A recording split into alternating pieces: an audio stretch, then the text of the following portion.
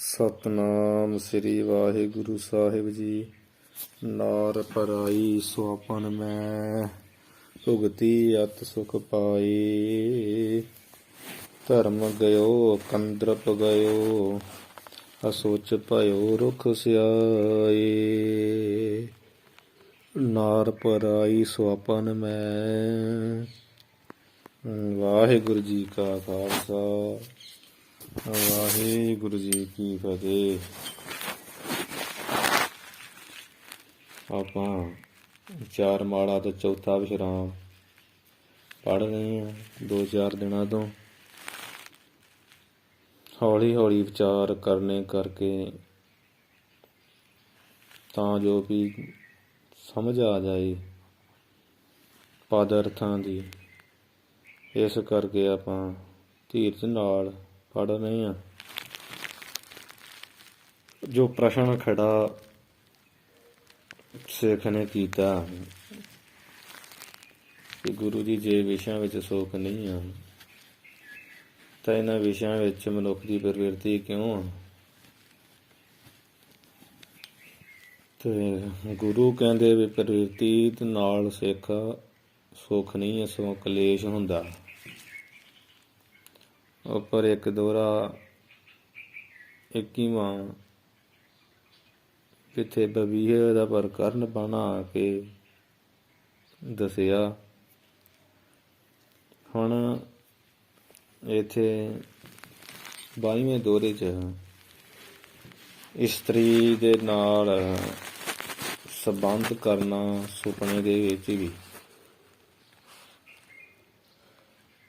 ਉਹਦੀ ਵਿਚਾਰ ਜਿਹੜੀ ਆ ਕਵੀ ਜੀ ਦੱਸ ਰਹੇ ਸੋ ਆਪਾਂ ਉਹਨੂੰ ਵਿਚਾਰੀਏ। ਨਾਰ ਪਰਾਈ ਸੁਆਪਨ ਮੈਂ, ਜਿਵੇਂ ਕਿਸੇ ਵਿਚਾਰਹੀਣ ਮਨੁੱਖ ਨੇ, ਵਿਚਾਰਹੀਣ ਕਹਿ ਲਓ ਜਾਂ ਵਿਸ਼ਈ ਪੁਰਸ਼ ਜਿਹੜਾ ਹਮੇਸ਼ਾ ਵਿਕਾਰੀ ਚਿਤਵਤਾ ਰਹਿੰਦਾ, ਤੇ ਉਸ ਦਾ ਇਹੋ ਜਿਹੀ ਹਾਲਤ ਹੁੰਦੀ ਰਹਿੰਦੀ। ਸੁਪਨ ਦੋਸ਼, ਠੀਕ ਆ। ਉਹਦਾ ਕਾਰਨ ਕੀ ਹੈ ਵੀ ਜੈਸੀ ਜਾਗਰਤ ਅਵਸਥਾ ਵਿੱਚ ਬਿਰਤੀ ਆ ਉਹ ਜੀ ਫਿਰ ਸੁਪਨੇ ਵਿੱਚ ਹੋ ਜਾਂਦੀ ਹੈ। ਜਿਹੜੇ ਬੰਦਗੀ ਕਰਦੇ ਉਹ ਸੁਪਨੇ ਵਿੱਚ ਵੀ ਬਾਣੀ ਪੜ੍ਹਦੇ ਆ, ਉਹ ਸੁਪਨੇ ਵਿੱਚ ਵੀ ਸੇਵਾ ਹੀ ਕਰਦੇ ਆ। ਇਸ ਤਰ੍ਹਾਂ ਜਿਵੇਂ ਕੋਈ ਵਿਸ਼ਾਈ ਪੁਰਸ਼ ਨੇ ਜਿਹੜਾ ਸੁਪਨੇ ਵਿੱਚ, ਜਿਹੜਾ ਜਾਗਰਤ ਵਿੱਚ ਵੀ ਵਿਸ਼ੇ ਵਿਕਾਰ ਹੀ ਸੋਚਦਾ ਰਹਿੰਦਾ, ਉਹਨੂੰ ਹੀ ਸੁਪਨਾ ਆਊਗਾ ਨਾ ਇਹੋ ਜਿਹਾ ਮਾੜਾ। ਤੇ ਉਸ ਮਨੁੱਖ ਨੇ ਸੁਆਪਨ ਮੈਂ, ਸੁਪਨੇ ਵਿੱਚ ਪਰਾਈ ਜਿਹੜੀ ਬਗਾਨੀ ਆ, ਪਰਾਈ ਸਰੀਰ ਵੇਖਦਾ ਜਿਹੜਾ, ਉਹ ਬਗਾਨੀ ਨਾਰ ਕਹੀਏ ਇਸਤਰੀ, ਭੁਗਤੀ ਅਤ ਸੁਖ ਪਾਏ, ਅਤਿਅੰਤ ਸੁਖ ਪਾਏ ਪ੍ਰਾਪਤ ਕਰਕੇ ਭੁਗਤੀ ਭੋਗਣਾ ਕੀਤੀ। ਭਾਵ ਸੁਪਨੇ ਦੇ ਵਿੱਚ ਪਰਾਈ ਇਸਤਰੀ ਦੇ ਨਾਲ ਕਾਮ ਕਰੀੜਾ ਜਿਵੇਂ ਵਿਸ਼ਈ ਨੇ ਵਿਚਾਰਹੀਨ ਕੀਤੀ ਹੋਵੇ, ਠੀਕ ਆ ਜੀ। ਧਰਮ ਗਇਓ ਕੰਦਰਪ ਗਇਓ, ਜਿਸ ਕਰਕੇ ਸੰਤਾਨ ਦੀ ਪ੍ਰਾਪਤੀ ਦਾ ਕੋਈ ਲਾਭ ਨਹੀਂ ਹੁੰਦਾ, ਬਲਕਿ ਮਨੁੱਖ ਦਾ ਧਰਮ ਗਇਓ ਚਲਿਆ ਜਾਂਦਾ। ਵੀ ਉਹ ਸੁਪਨੇ ਜੀ ਭੋਗੀ, ਉਹ ਪਾਪ ਤੇ ਮੰਨੇ ਜਾਣਾ, ਪਰ ਪ੍ਰਾਪਤੀ ਕੋਈ ਨਹੀਂ, ਨਾ ਤੇ ਉਹ ਸੰਬੰਧ ਹੋਇਆ ਸੱਚਮੁੱਚ ਹੀ, ਉਹ ਵੀ ਕੋਈ ਸੁੱਖ ਨਹੀਂ ਉਹ ਆਨੰਦ ਦਾ, ਤੇ ਨਾ ਹੀ ਸੰਤਾਨ ਦੀ ਪ੍ਰਾਪਤੀ ਦਾ ਕੋਈ ਲਾਭ ਹੈ ਕਿ ਉਹ ਸੁਪਨੇ ਵਿੱਚ ਕੀਤਾ ਹੋਣਾ ਕੀ। ਸਗੋਂ ਧਰਮ ਗਇਓ, ਮਨੁੱਖ ਦਾ ਧਰਮ ਗਇਓ ਕਿ ਚਲਿਆ ਜਾਂਦਾ, ਕਿਉਂਕਿ ਉਹ ਦੋਸ਼ ਆ। ਕੰਦਰਪ ਗਇਓ, ਕੰਦਰਪ ਕਹੀਏ ਜਿਹੜਾ ਬੀਰ ਜਿਹਾ, ਉਹ ਵੀ ਪਤਨ ਹੋ ਕੇ ਵਿਅਰਥੀ ਗਇਓ ਚਲਾ ਜਾਂਦਾ। ਬੀਰਜ ਦੇ ਨਿਕਲਣੇ ਕਰਕੇ ਕਿੰਨਾ ਖੂਨ ਦੀ ਕਮੀ ਹੁੰਦੀ, ਆਪਣੇ ਆਪ ਨੂੰ ਦੁੱਖ ਬੜਾ ਹੁੰਦਾ ਮਨੁੱਖ ਨੂੰ ਪਰੇਸ਼ਾਨੀ ਹੁੰਦੀ ਹੈ। ਅਸੁੱਚ ਭਇਓ, ਉਹ ਜਦੋਂ ਵੀਰਜ ਸੁਪਨ ਦੋਹ ਚ ਨਿਕਲਦਾ, ਜਿਹਦੇ ਕਰਕੇ ਅਸੁੱਚ ਪਵਿੱਤਰ ਅਪਵਿੱਤਰ ਵੀ ਸੋਚ ਤੋਂ ਰਹਿਤ ਵੀ ਭਇਓ ਹੋ ਜਾਂਦਾ। ਰੁੱਖ ਸਿਆਏ, ਚਿਹਰਾ ਜਿਹੜਾ ਰੁੱਖਾ ਜਿਹਾ ਹੋ ਜਾਂਦਾ,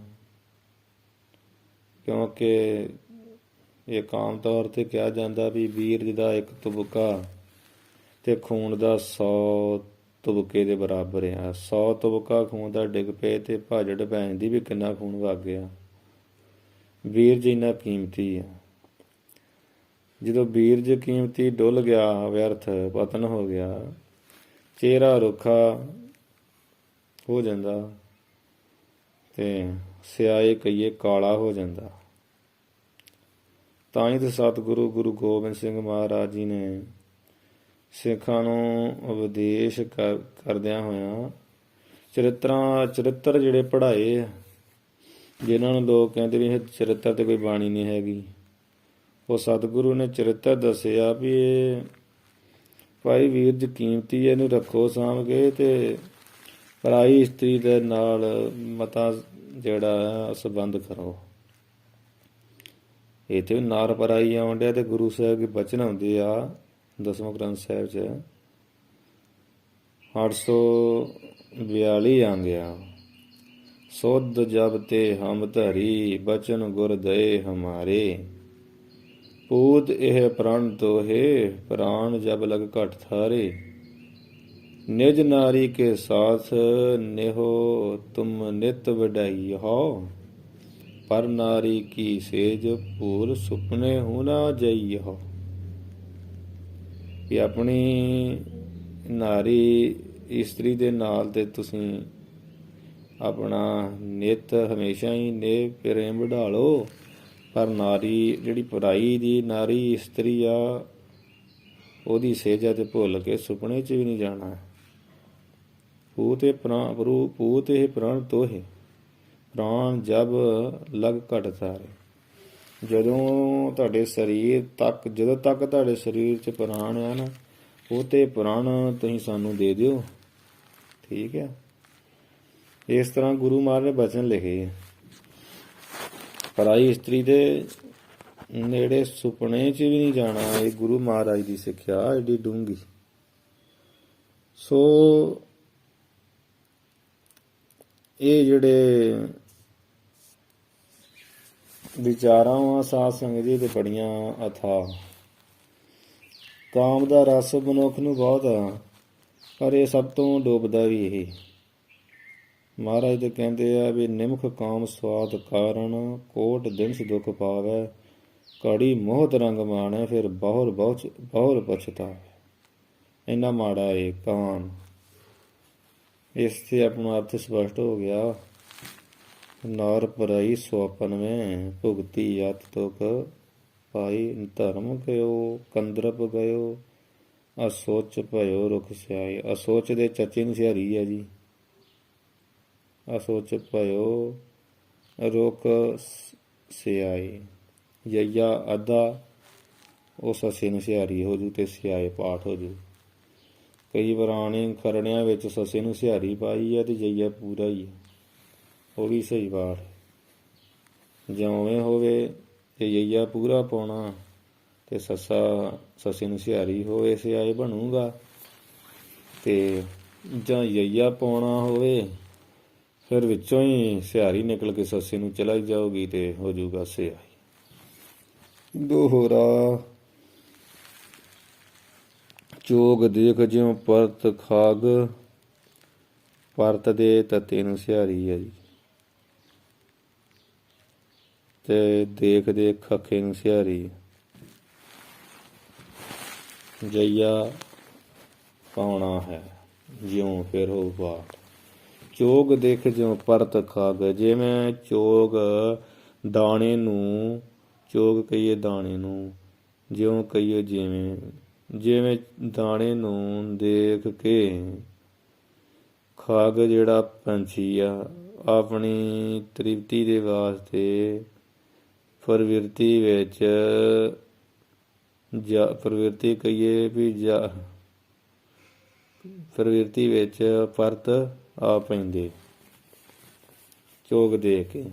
ਪ੍ਰਵਿਰਤੀ ਮਤਲਬ ਜਾਲ ਵਾਲੇ ਥਾਂ ਤੇ ਦਾਣੇ ਖਿਲਰੇ ਹੁੰਦੇ ਆ, ਸ਼ਿਕਾਰੀ ਨੇ ਜਾਲ ਦਾਣਿਆ ਹੁੰਦਾ, ਉਹਨਾਂ ਦਾਣੇ ਨੂੰ ਦੇ ਕੇ ਖਾਣ ਲਈ ਆਉਂਦੇ ਆ ਤੇ ਆਪਣੇ ਆਪ ਨੂੰ ਹੀ ਜਿਹੜਾ ਨਾ ਆਪ ਬੰਧਾਵਤ ਜਾਰ, ਉਹ ਆਪਣੇ ਆਪ ਨੂੰ ਫਿਰ ਬੰਧਾਵਤ ਜਿਹੜਾ ਬਣਵਾ ਲੈਂਦੇ।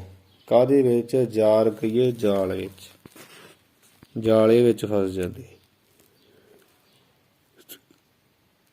ਜਾਰ ਤੇ ਰਾਰੇ ਨੂੰ ਸਿਹਾਰੀ ਆ, ਬੰਧਾਵਤ ਦੇ ਤੱਤੇ ਨੂੰ ਸਿਹਾਰੀ। ਇਸ ਤਰ੍ਹਾਂ ਪਾਠ ਬੜੇ ਸੋਧਣ ਵਾਲੇ, ਆਪ ਦੇ ਪੱਪੇ ਨੂੰ ਸਿਹਾਰੀ ਤੇ ਜਾਰ ਦੇ ਰਾਰੇ ਨੂੰ ਸਿਹਾਰੀ। ਰਾਰਾ ਸਵਰਨੀ ਹੁੰਦਾ, ਜਾਰ ਦਾ ਅਰਥ ਜਾਲਣਾ, ਸੜਨਾ। ਜਾਰ ਦਾ ਅਰਥ ਇੱਥੇ ਜਾਲ ਆ। ਹਾਂਜੀ, ਤੇ ਚੋਗ ਦੇਖ ਜਿਉਂ ਪਰਤ ਖਾਗ, ਜਿਵੇਂ ਖੱਗ ਪੰਛੀ ਚੋਗ ਚੋਗਾ ਵੇਖ ਕੇ ਦਾਣੇ ਨੂੰ ਦੇਖ ਕੇ ਤੇ ਆ ਪਰਤ ਕਹੀਏ ਪੈ ਜਾਂਦੇ ਕਿੱਥੇ? ਆਪ ਬੰਧਾਵਤ ਯਾਰ। ਉਹ ਦਾਣੇ ਖਾਂਦੇ ਖਾਂਦੇ ਆਪਣੇ ਆਪ ਨੂੰ ਯਾਰ ਕੇ ਜਾਲ 'ਚ ਬਣਾ ਲੈਂਦੇ ਤੇ ਉਹਨਾਂ ਨੂੰ ਕੋਈ ਨਾ ਦੇ ਵਿਚਾਰੇ ਰੱਜਦੇ ਹੀ ਇਹ ਵੀ ਲਾਭ ਨਹੀਂ ਹੁੰਦਾ, ਸਗੋਂ ਉਲਟੇ ਸਗੋਂ ਆਪਣੇ ਆਪ ਨੂੰ ਜਾਲ 'ਚ ਕੈਦ ਕਰ ਲੈਂਦੇ, ਉਲਟੀ ਗੰਗਾ ਵਹਿ ਜਾਂਦੀ। ਐਸੇ ਸੁਖ ਸਿਉ ਜਾਨ ਜਗ, ਇਹ ਦ੍ਰਿਸ਼ਟਾਂਤ ਦੇ ਰੂਪ ਵਿੱਚ ਹੀ ਕਥਨ ਕਰਦੇ ਆ ਵੀ ਇਸੇ ਤਰ੍ਹਾਂ ਹੀ ਨਾ, ਐਸੇ ਕਹੀਏ ਇਸ ਪ੍ਰਕਾਰ ਹੀ ਜਾਂ ਇਸੇ ਤਰ੍ਹਾਂ ਹੀ ਅਜਿਹੇ ਜਿਹੜਾ ਜਗ ਆ, ਸੰਸਾਰ ਆ, ਸੰਸਾਰ ਦੇ ਸੁੱਖਾਂ ਨੂੰ ਸਤ ਜਾਣ ਕਹੀਏ ਸਮਝ ਕੇ, ਜਾਣ ਕੇ ਸ੍ਰੇਸ਼ਟ ਵਿਚਾਰ ਤੋਂ ਬਸ ਭਏ ਹੀਨ ਵਿਚਾਰ। ਸ੍ਰੇਸ਼ਟ ਵਿਚਾਰ ਤੋਂ ਹੀਨ ਕਹੀਏ ਰਹਿਤ ਮਨੁੱਖ ਉਹਨਾਂ ਵਿਸ਼ਿਆਂ ਦੇ ਨਾਲ, ਉਹਨਾਂ ਵਿਸ਼ਿਆਂ ਦੇ ਸਿਉਂ ਦਾ ਅਰਥ ਨਾਲ, ਉਹਨਾਂ ਵਿਸ਼ਿਆਂ ਦੇ ਨਾਲ ਬਸ ਅਧੀਨ ਹੋ ਰਹੇ, ਜਾਂ ਭਏ ਦਾ ਅਰਥ ਹੁੰਦਾ ਹੋਏ, ਅਧੀਨ ਹੋਏ ਹੋਏ। ਜਿਹੜਾ ਵਿਸ਼ਿਆਂ ਦਾ ਸੁੱਖ ਆ ਨਾ, ਇਹ ਕੋਈ ਕੰਮ ਦਾ ਨਹੀਂ ਹੈ, ਵਿਸ਼ੇ ਸੁੱਖਾਂ ਤੋਂ ਰਹਿਤ ਹੀ ਆ। ਪਰ ਮਨੁੱਖ ਜਿਹੜਾ ਵਿਚਾਰ ਤੋਂ ਹੀਣਾ ਵਿਸ਼ਈ ਵਿਖਾਰੀ ਹੋ ਗਿਆ, ਉਹ ਸੱਤ ਅਸੱਤ ਦੀ ਵਿਚਾਰ ਵੀ ਸੱਚਾ ਕੀ ਹੈ, ਝੂਠਾ ਕੀ ਹੈ, ਠੀਕ ਕੀ ਹੈ ਮੇਰੇ ਲਈ, ਇਹ ਲਾਹੇ ਦੀ ਹੈ ਕਿ ਨਹੀਂ ਲਾਹੇ ਦੀ ਵਿਚਾਰ। ਉਹਨਾਂ ਵਿਸ਼ਿਆਂ ਦੇ ਅਧੀਨ ਹੋ ਕੇ ਕੇਵਲ ਦੁੱਖ ਸੁੱਖ ਦੂਣਾ ਪਾਉਂਦਾ। ਪਰਾਈ ਇਸਤਰੀ ਦੇ ਸੰਗ ਕਰਦਿਆਂ ਮੂੰਹ ਕਾਲਾ, ਇੱਜ਼ਤ ਖਰਾਬ, ਬੇਇੱਜ਼ਤੀ ਖਰਾਬ, ਕਈ ਤਰ੍ਹਾਂ ਦੇ ਜਿਹੜੇ ਆ ਹਾਲ ਮਾੜੇ ਹੋ ਜਾਂਦੇ। ਕਈ ਤੇ ਇਹੋ ਜਿਹੇ ਕਰਮ ਕਮਾ ਲੈਂਦੇ, ਫਿਰ ਉਹ ਨਗਰ ਖੇੜੇ ਵੜਨ ਜੋਗੇ ਨਹੀਂ ਰਹਿੰਦੇ। ਮਹਾਰਾਜ ਕਿਰਪਾ ਕਰੇ ਇਹਨਾਂ ਕੰਮਾਂ ਤੋਂ ਸਤਿਗੁਰੂ ਬਚਾ ਕੇ ਰੱਖਣ। ਬੰਦ ਪਾਇਆ ਮੇਰੇ ਸਤਿਗੁਰ ਪੂਰੇ, ਸਹੋਈ ਸਰਬ ਕਲੇ ਸਾਚਾ ਸਾਹਿਬ ਸਦ ਮਿਹਰਬਾਨ। ਗੁਰੂ ਸਾਹਿਬ ਹੀ ਕਿਰਪਾ ਕਰ ਸਕਦੇ। ਐਸੇ ਸੁਖ ਸਿਉ ਜਾਨ ਜਗ, ਇਸ ਪ੍ਰਕਾਰ ਜਗ ਜਿਹੜੇ ਸੰਸਾਰ ਦੇ ਸੁੱਖ ਆ ਨਾ, ਜਿਹੜੇ ਕੋਈ ਸੁੱਖ ਰੂਪ ਨਹੀਂ ਆ, ਇਹਨਾਂ ਨੂੰ ਸੁੱਖ ਰੂਪ ਜਾਣ ਕੇ ਹੀ ਬਸ ਭਏ ਹੀਨ ਵਿਚਾਰ ਤੋਂ ਹੀਣੇ ਮਨੁੱਖ, ਭਾਵ ਵਿਕਾਰੀ ਵਿਸ਼ਈ ਮਨੁੱਖ ਬਸ ਹੋਏ ਪਏ ਇਹਨਾਂ ਸੁੱਖਾਂ ਦੇ, ਇਹਨਾਂ ਵਿਸ਼ਿਆਂ ਦੇ, ਤੇ ਫਿਰ ਦੁੱਖ ਹੀ ਪਾਉਂਦੇ ਹੈ। ਦੋਹਰਾ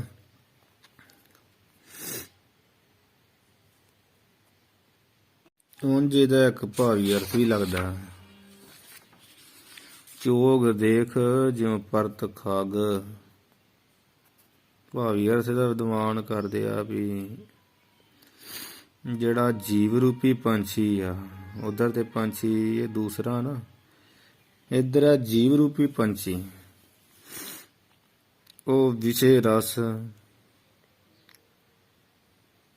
ਸ਼ਬਦ ਸਪਰਸ਼ ਰੂਪ ਰਸ ਗੰਧ ਇੰਦਰੀਆਂ ਦੇ ਵਿਸ਼ੇ ਜਿਹੜੇ ਭੋਗਾਂ ਵਾਸਤੇ ਹਸਤ ਅਥਵਾ ਵੀ ਸੰਸਾਰਕ ਸੁੱਖਾਂ ਰੂਪੀ ਜਿਹੜੇ ਸੰਸਾਰ ਦੇ ਸੁੱਖ ਆ ਕਿਸੇ ਵੀ ਪ੍ਰਕਾਰ ਦਾ ਸੁੱਖ ਲਾ ਲਓ ਜਿਹੜਾ ਸੰਸਾਰੀ ਸੁੱਖ ਹੈ ਇਸ ਵਿਸ਼ਿਆਂ ਰੂਪੀ ਸੰਸਾਰਕ ਸੁੱਖਾਂ ਰੂਪੀ ਚੋਗੇ ਨੂੰ ਪਰਤ ਕਹੀਏ ਪ੍ਰਵਿਰਤ ਹੋਣ ਰੂਪ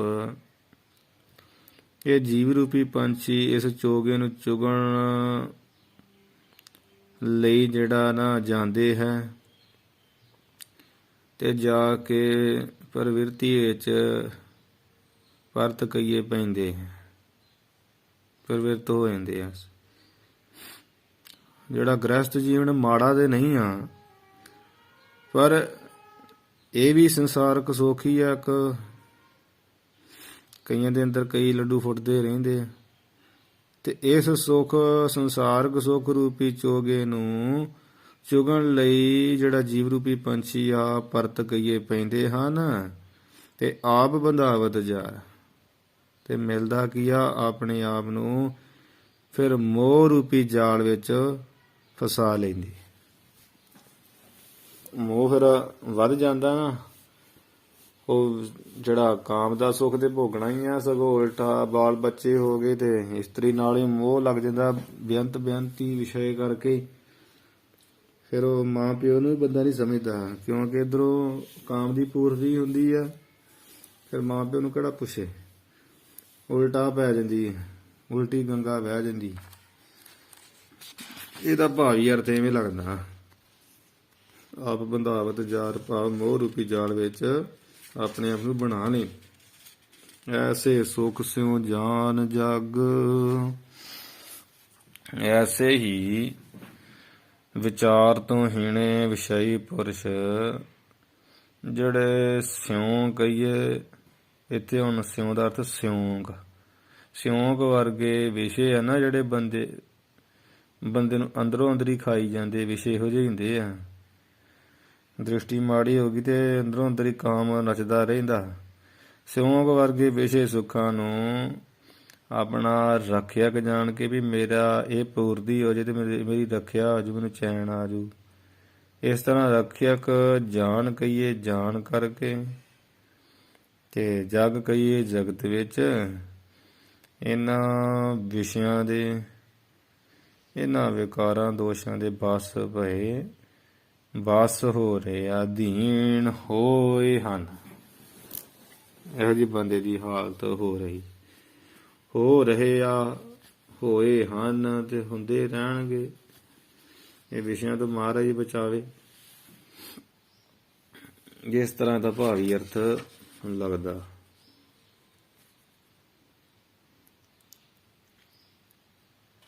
ਪਾਠ ਦੱਸ ਦਿੱਤਾ ਜਾਰ ਦੇ ਰਾਰੇ ਨੂੰ ਸਿਹਾਰੀ ਬੰਧਾਵਤ ਦੇ ਤੱਤੇ ਨੂੰ ਸਿਹਾਰੀ ਪਰਤ ਦੇ ਤੱਤੇ ਨੂੰ ਸਿਹਾਰੀ ਆ ਦੇਖ ਦੇਖ ਅੱਖੇ ਨੂੰ ਸਿਹਾਰੀ ਇਹ ਲਾ ਲੈਣੀ। ਦੋਹਰਾ ਸਵਾਨ ਸਵੈ ਤ੍ਰੀय ਕੋ ਸੰਗ ਕਰ। ਹੁਣ ਬੰਦਾ ਜਿਹੜਾ ਵਿਚਾਰ ਤੋਂ ਹੀਣਾ ਬਹੁਤਾ ਹੀ ਕਾਮੀ ਆ ਉਹਦਾ ਨਿਰਲੱਜਪੁਣਾ ਸ਼ਰਮ ਲਾਹ ਦੇਣ ਵਾਲਾ ਪੁਣਾ ਕੁੱਤੇ ਦੇ ਦ੍ਰਿਸ਼ਟਾਂਤ ਦੁਆਰਾ ਪ੍ਰਗਟ ਕਰਦੇ ਹਨ ਕਵੀ ਜੀ। ਬੜਾ ਸੋਹਣਾ ਹੀ ਇਹ ਦੋਹਰਾ ਹੈ ਤੇ ਬਹੁਤ ਕੀਮਤੀ ਦੋਹਰਾ ਮਾਨੋ। ਕਹਿੰਦੇ ਆ ਵੀ ਸਵਾਨ ਸਵੈ ਤ੍ਰੀय ਕੋ ਸੰਗ ਕਰ। ਕੁੱਤਾ ਸਵਾਨ ਦਾ ਅਰਥ ਹੁੰਦਾ ਕੁੱਤਾ ਆਪਣੇ ਪਸ਼ੂ ਸੁਭਾਅ ਦੇ ਕਰਕੇ ਵੀ ਜਾਨਵਰ ਵਿਚਾਰਾ ਸਵੈ ਕਹੀਏ ਆਪਣੀ ਤ੍ਰੀਏ ਕਹੀਏ ਘਰ ਵਾਲੀ ਭਾਵ ਕੁੱਤੀ ਆਪਣੀ ਕੁੱਤੀ ਕੋ ਦਾ ਕਹੀਏ ਦਾ ਸੰਬੰਧ ਦਾ ਅਰਥ ਹੁੰਦਾ ਸੰਗ ਦਾ ਅਰਥ ਹੁੰਦਾ ਸੰਬੰਧ ਕਰ ਕਹੀਏ ਕਰਕੇ। ਕੁੱਤਾ ਆਪਣੇ ਪਸ਼ੂ ਸੁਭਾਅ ਦੇ ਕਰਕੇ ਜਾਨਵਰ ਹੋਣੇ ਕਰਕੇ ਆਪਣੀ ਘਰ ਵਾਲੀ ਕੁੱਤੀ ਦਾ ਸੰਬੰਧ ਕਰਕੇ ਰਹਿਤ ਘਰੀ ਉਰਜਾਏ। ਘਰੀ ਕਹੀਏ ਘੜੀ ਇੱਕ ਉਰਜਾਏ ਉਲਝਿਆ ਲੱਗਿਆ ਫਸਿਆ ਰਹਿਤ ਰਹਿੰਦਾ ਹੈ। ਘੜੀ ਕੁ ਸਮਾਂ ਉਲਝਿਆ ਰਹਿੰਦਾ ਹੈ, ਲੱਗਾ ਰਹਿੰਦਾ ਹੈ, ਫਸਿਆ ਰਹਿੰਦਾ ਹੈ। ਜਗ ਪ੍ਰਾਣੀ ਤਾ ਕੋ ਹੱਸੈ। ਜਗ ਸੰਸਾਰ ਦੇ ਪ੍ਰਾਣੀ, ਪ੍ਰਾਣਾਧਾਰੀ ਜੀਵ ਮਨੁੱਖ, ਤਾ ਕੋ ਕਹੀਏ ਉਸ ਕੋ ਕਹੀਏ ਨੂੰ, ਉਸ ਨੂੰ ਦੇਖ ਕੇ ਹੱਸੈ, ਹੱਸਦੇ ਹਨ। ਇਹ ਉਹਨਾਂ ਦੀ ਨਿਰਲੱਜਤਾ ਹੈ, ਕਿਉਂਕਿ ਉਹ ਇਹ ਵਿਚਾਰ ਨਹੀਂ ਕਰਦੇ ਵੀ ਇਹ ਕੁੱਤਾ ਤਾਂ 6 ਮਹੀਨੇ ਬਾਅਦ ਕਿਤੇ, ਜਦੋਂ ਇਹ ਬਹਾਰ ਜੀ ਆਉਂਦੀ ਆ ਬਾਰਿਸ਼ਾਂ ਦੇ ਲਾਗੇ ਜੇ ਤੇ ਸਿਆਲ ਜੀ 'ਚ, ਤਾਂ 6 ਮਹੀਨੇ ਬਾਅਦ ਕਿਤੇ ਰੁੱਤ ਆਉਣ ਕਾਰਨ, ਇਹ ਵਿਵਹਾਰ ਕਾਰਨ ਕਰਕੇ ਕਿਤਨੇ ਕਲੇਸ਼ ਨੂੰ ਅਨੁਭਵ ਕਰਦਾ ਹੈ। ਤੇ ਉਹ ਕੁੱਤੇ ਵੀ ਵਿਚਾਰੇ ਜਿਹੜੇ ਹੁੰਦੇ ਉਹਨਾਂ ਬਾਰਿਸ਼ਾਂ ਦੇ ਕਰਕੇ ਕੀੜੇ ਕੂੜੇ ਦੰਦੀਆਂ ਵੱਢ ਦਿੰਦੇ ਆ, ਕੀੜੇ ਪੈ ਜਾਂਦੇ, ਮਰ ਜਾਂਦੇ ਆ। ਤੇ ਕੁੱਤੇ ਵੀ ਆਪੋ ਵਿੱਚ ਹੀ ਕਿੰਨੇ ਕਿੰਨੇ ਇਕੱਠੇ ਹੁੰਦੇ, ਲੜ ਕੇ ਕਿਸੇ ਦਾ ਕੰਨ ਪਾੜ ਦਿੰਦਾ, ਕਿਸੇ ਦਾ ਕੁਝ, ਉਹਨਾਂ ਨੂੰ ਕੀੜੇ ਪੈ ਜਾਂਦੇ ਆ ਤੇ ਫਿਰ ਕਈਆਂ ਦੀ ਤੇ ਮੌਤ ਹੀ ਹੋ ਜਾਂਦੀ ਇਸੇ ਕਾਰਨ।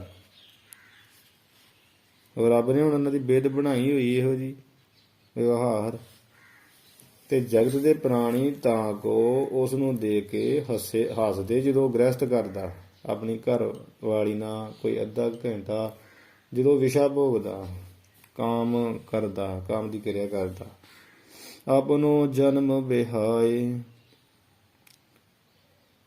ਤੇ ਅਸੀਂ ਇਸ ਕਰਮ ਵਿੱਚ ਹੀ ਆਪਾਂ ਨੂੰ ਆਪਣਾ ਸਾਰਾ ਜਨਮ ਵਿਹਾਏ ਬਤੀਤ ਕਰ ਦਿੰਦੇ ਹਾਂ। ਫਿਰ ਸਾਨੂੰ ਕਿਤਨਾ ਕੁ ਕਲੇਸ਼ ਪ੍ਰਾਪਤ ਹੋਵੇਗਾ, ਬੇਅੰਤ ਕਲੇਸ਼ ਪ੍ਰਾਪਤ ਹੋਵੇਗਾ। ਤੇ ਬੰਦਾ ਵੇਖੋ ਵੀ ਆਪਣੇ ਆਪ ਦੇ ਨਹੀਂ ਹੱਸਦਾ। ਡੰਗਰ ਵੀ, ਮੱਝ ਵੀ, ਆਪਾਂ ਘਰਾਂ ਵਿੱਚ ਗ੍ਰਹਿਸਥੀ ਜੀਣ ਵਾਲੇ ਹਾਂ। ਇਸ ਕਾਮ ਕ੍ਰੀੜਾ ਦੀ ਕਿਰਿਆ ਦੀ ਲੋੜ ਪੈਂਦੀ ਹੈ ਤੇ ਉਹਨਾਂ ਦੇ ਦਿਨ ਹੁੰਦੇ ਆ। ਤੇ ਵੇਖੋ ਵੀ ਕਹਿੰਦੇ ਵੀ ਉਹ ਕੁੱਤਾ 6 ਮਹੀਨੇ ਬਾਅਦ ਕੁੱਤੀ ਦੇ ਨਾਲ ਸੰਗ ਕਰਦਾ, ਸੰਬੰਧ ਕਰਦਾ, ਤੇ ਲੋਕ ਰੋੜੇ ਮਾਰਦੇ ਆ, ਹੱਸਦੇ ਆ, ਕਈ ਗੱਲਾਂ ਬਣਾਉਂਦੇ ਆ ਸਾਡੇ ਵਰਗੇ। ਤੇ ਬੰਦੇ ਨੂੰ ਇਹ ਅਕਲ ਨਹੀਂ ਹੈਗੀ ਵੀ ਆਪਣੋ ਜਨਮ ਵਿਹਾਇਆ, ਆਪਣੀ ਤੇ ਸਾਰੀ ਉਮਰ ਹੀ ਬੀਤ ਚੱਲੀ ਹੈ। ਬੰਦਾ ਦੇ ਨਿੱਤ ਦਾ ਸ਼ਿਕਾਰੀ ਹੈ। ਇਹ ਕੋਈ ਮਜ਼ਾਕ ਵਾਲੀਆਂ ਗੱਲਾਂ ਨਹੀਂ ਹੈ, ਤੇ ਸੱਚ ਦੀ ਗੱਲ, ਬੜੀ ਵੱਡੀ ਗਿਆਨ ਦੀ ਗੱਲ ਆ। ਮਨੁੱਖ ਤੇ ਦਿਹਾੜੀ 'ਚ 3-3 ਵਾਰ ਕਾਮ ਕ੍ਰੀੜਾ ਭੋਗ ਲੈਂਦਾ। ਇਹਨੂੰ ਆਪਣੇ ਤੇ ਸ਼ਰਮ ਨਹੀਂ ਆਉਂਦੀ, ਆਪਣੇ ਤੇ ਹਾਸਾ ਨਹੀਂ ਆਉਂਦਾ, ਆਪ ਤੇ ਇਹੋ ਕੰਮ ਕਰਦਾ ਰਹਿੰਦਾ। ਕੋਈ ਦਿਨ ਹੀ ਨਹੀਂ, ਕੋਈ ਸਮਾਂ ਹੀ ਨਹੀਂ ਆ, ਕੋਈ ਉਮਰ ਹੀ ਨਹੀਂ ਆ। ਬਜ਼ੁਰਗ ਵੇਲੇ ਵੀ ਬੰਦੇ ਦੇ ਅੰਦਰ ਕਾਮ ਨਹੀਂ ਮਰਦਾ। ਆਪ ਨੂੰ ਜਨਮ ਵਿਹਾਏ, ਆਪਣਾ ਤੇ ਜਨਮ ਹੀ ਬਤੀਤ ਕਰ ਦਿੰਦੇ ਆ ਤੇ ਸਮਝਦੇ ਨਹੀਂ ਹੈ। ਤੇ ਹਾਸੇ ਬੜੇ ਮਖੌਲ ਕਰਦੇ, ਕੁੱਤੇ ਨੂੰ ਰੋੜੇ ਮਾਰਦੇ, ਉਹਦੇ ਉੱਪਰ ਹੱਸਦੇ। ਤੇ ਅਕਲ ਕਰਨੀ ਚਾਹੀਦੀ ਸਾਨੂੰ ਜੀਵਾਂ ਨੂੰ। ਇਹ ਸਿੱਖਿਆ ਲੈਣੀ ਚਾਹੀਦੀ ਵੀ ਕੁੱਤੇ ਵਾਲਾ ਜੀਵਨ ਵੀ ਚੰਗਾ, ਜਿਹੜਾ 6 ਮਹੀਨੇ ਬਾਅਦ ਕਾਮ ਕ੍ਰੀੜਾ ਕਰਦਾ ਸੀ ਤੇ ਨਿੱਤ ਹੀ ਇਸੇ ਗੰਦ 'ਚ ਫਸੇ ਹੋਏ। ਦੋਹਰਾ ਅਨਾਥ ਵਿਸਾਰੇ ਵਿਖੇ ਰਸ, ਕਵੀ ਨਾਥ ਪੁਰੀ ਜੀ ਕਥਨ ਕਰਦੇ ਆ। ਸੰਤਨ ਜਾਨ ਮਲੀਨ, ਜਿਹੜੇ ਸੰਤ ਆ ਨਾ, ਸ਼ਾਂਤ ਆਤਮਾ ਮਹਾਤਮਾ ਜਨਾਂ ਨੇ ਨਾ ਐਸਾ ਆਪਣਾ ਸੁਭਾਅ ਬਣਾਇਆ, ਉਹ ਵਿਸ਼ਿਆਂ ਦੇ ਜਿਹੜੇ ਰਸ, ਵਿਖੇ ਰਸ, ਵਿਸ਼ਿਆਂ ਦੇ ਰਸ ਆ ਅਤੇ ਅੰਤੀ ਮਲੀਨ, ਮੈਲੇ ਜਾਣ ਕਰਕੇ ਵਿਸਾਰੇ ਤਿਆਗ ਦਿੱਤੇ ਹੈ। ਵਿਖੇ ਰਸ ਵਿਸਾਰੇ ਕਹੀਏ, ਤਿਆਗਿਆ ਹੋਇਆ ਸੰਤਾਂ ਨੇ, ਸੰਤਨ। ਤੇ ਕਿਵੇਂ ਜਾਣ ਕੇ? ਮਲੀਨ ਜਾਣ, ਮੈਲਾ ਜਾਣ ਕੇ। ਸੰਬੰਧ ਕਰੋ। ਉਹ ਜਿਹੜੇ ਬੰਦਗੀ ਵਾਲੇ, ਉਹਨਾਂ ਨੂੰ ਤੇ ਨਹਾਉਣ ਦਾ, ਇਸ਼ਨਾਨ ਦਾ ਫਿਕਰ ਪਿਆ ਰਹਿੰਦਾ ਵੀ ਇਸ਼ਨਾਨ ਕਰਨਾ ਪੈਣਾ। ਫਿਰ ਇਹ ਕਿਰਿਆ ਉਹਦੇ ਆਪਣੇ ਘਰ ਇਸਤਰੀ ਜਿਹੜੀ ਹੈ, ਜਿਹੜੀ ਮਹਾਤਮਾ ਜਨਾਂ ਦੀ ਘਰ ਵਾਲੀ ਹੁੰਦੀ ਆ, ਉਹ ਤੇ ਉਸ ਨਾਲ ਵੀ ਜਿਹੜਾ ਸੰਬੰਧ ਕਰਨ ਤੋਂ ਸੰਕੋਚ ਕਰਦੇ, ਕਿਉਂਕਿ ਇਹਨਾਂ ਦੀ ਜਿਹੜੀ ਸੁਚਮਤਾਈ ਦੀ ਕਿਰਿਆ ਬੜੀ ਮਹਾਨ ਹੁੰਦੀ ਹੈ, ਬੜੀ ਵੱਡੀ ਹੁੰਦੀ ਹੈ। ਇਸ ਕਰਕੇ ਉਹਨਾਂ ਨੇ ਵਿਸਾਰੇ ਭੁਲਾਏ ਹੋਏ ਆ ਕਿ ਵਿਖੇ ਰਸ, ਸੰਤਨ ਜਾਨ ਮਿਲੀ, ਸੰਤਾਂ ਨੇ ਮੈਲੇ ਜਾਣ ਕੇ। ਵਿਖੇ ਰਸ ਜਿਹੜਾ ਤਿਆਗਿਆ ਹੋਇਆ, ਤਾਂ ਉਚਿਸ਼ਟ ਸੋ ਰਤ ਕਰੈ। ਕਾਮੀ ਕਾਕ ਅਧੀਨ। ਸੰਤਨ ਜਾਨ ਦੇ ਨੰਨੇ ਨੂੰ ਸਿਹਾਰੀ ਹੈ ਜੀ। ਤਾਂ ਵਿਸ਼ਟਾ ਸੋ ਰਤ ਕਰੈ। ਤਾਂ ਉਚਿਸ਼ਟ ਸੋ ਰਤ ਕਰੈ। ਦੋ ਪਾਠ ਹੈ ਇੱਥੇ ਜੀ।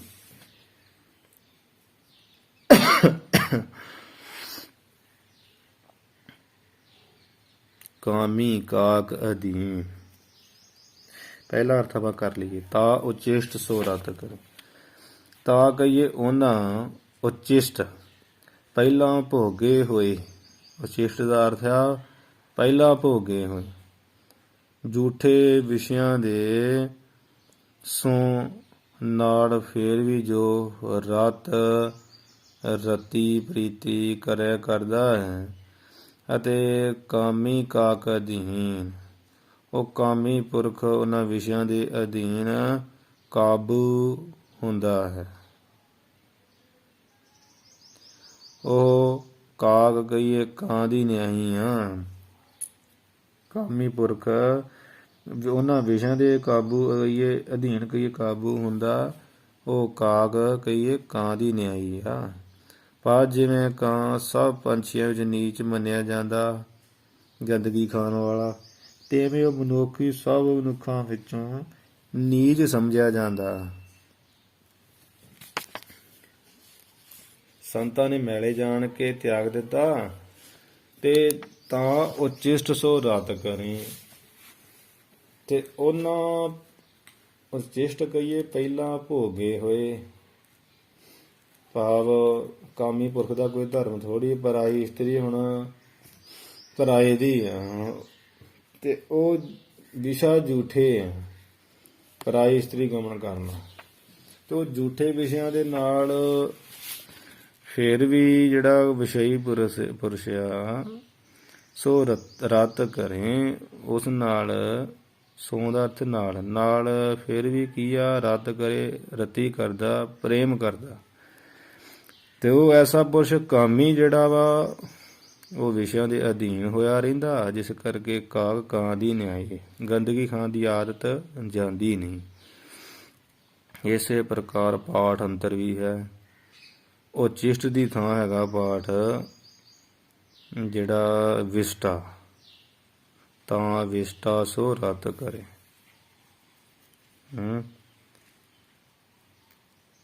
ਤੇ ਕਾਮੀ ਕਾਮ ਅਧੀਨ, ਉੱਥੇ ਤੇ ਕਾਕ ਪਾਠ ਹੈ ਨਾ, ਇੱਥੇ ਕਾਮ ਪਾਠ ਹੈ। ਦੂਸਰਾ ਪਾਠ ਕਾਮ। ਤਾ ਵਿਸ਼ਟਾ ਸੋ ਰਤ ਕਰੇ, ਕਾਮੀ ਕਾਮ ਅਧੀਨ। ਇਵੇਂ ਇਹ ਪਾਠ ਹੈ ਦੂਸਰਾ।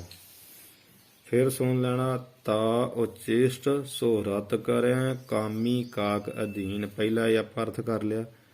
ਹੁਣ ਪਾਠ ਦੂਜਾ ਵਾ। ਤਾਂ ਵਿਸ਼ਟਾ ਸੋ ਰਤ ਕਰੇ, ਭਾਵ ਉਚਿਸ਼ਟ ਦੀ ਥਾਂ ਵਿਸ਼ਟਾ ਪਾਠ ਹੋਇਆ ਦੂਸਰਾ। ਕਾਮੀ ਕਾਮ ਅਧੀਨ, ਜਿੱਥੇ ਕਾਕ ਪਾਠ ਉੱਥੇ ਕਾਮ ਪਾਠ ਦੂਸਰਾ ਕਰ ਲੈਣਾ। ਉਹਦਾ ਅਰਥ ਇਵੇਂ ਆ, ਕਾਮੀ ਕਾਮ ਅਧੀਨ, ਇੱਥੋਂ ਅਰਥ ਚੁੱਕ ਲੈਣਾ। ਪਰ ਜੋ ਕਾਮੀ ਪੁਰਖ ਆ ਨਾ, ਉਹ ਕਾਮ ਅਧੀਨ, ਕਾਮ ਦੇ ਕਾਬੂ ਆ, ਕਾਮ ਦੇ ਅਧੀਨ।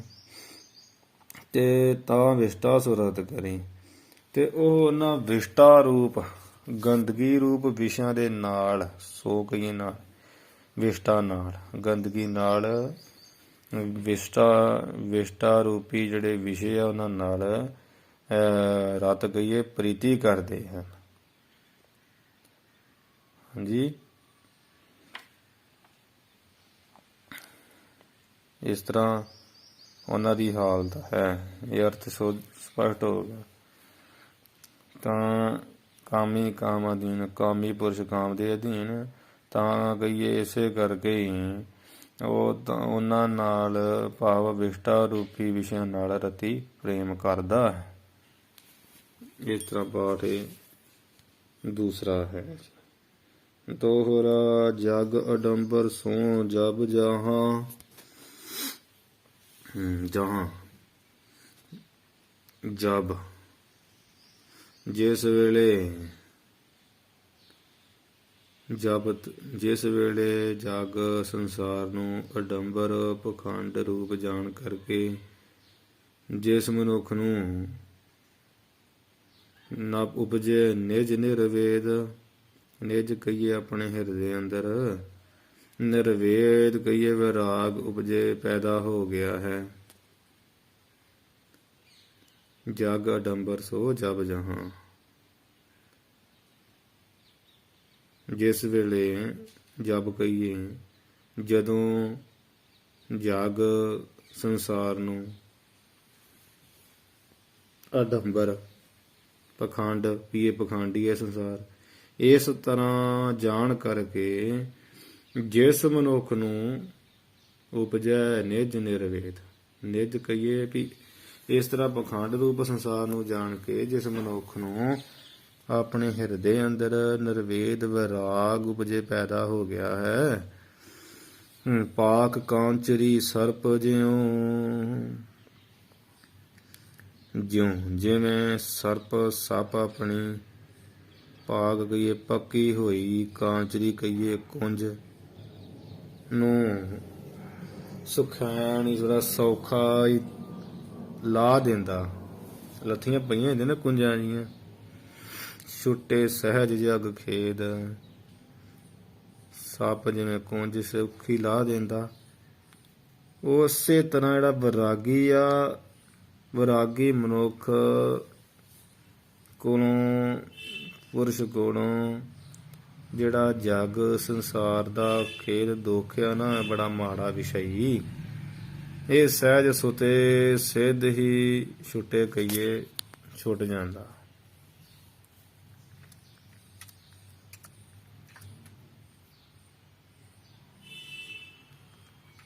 ਹਾਂਜੀ, ਜਗ ਅਡੰਬਰ ਸੋ ਜਬ ਜਹਾਂ, ਇਵੇਂ ਵੀ ਅਰਥ ਵਿਦਵਾਨ ਕਰ ਲੈਂਦੇ ਜਹਾਂ ਵੀ ਜਿੱਥੋਂ ਤੱਕ ਇਹ ਜਿਹੜਾ ਜਗ ਜਗਤ ਆ ਨਾ ਅਡੰਬਰ ਕਹੀਏ ਪਖੰਡ ਰੂਪ ਆ,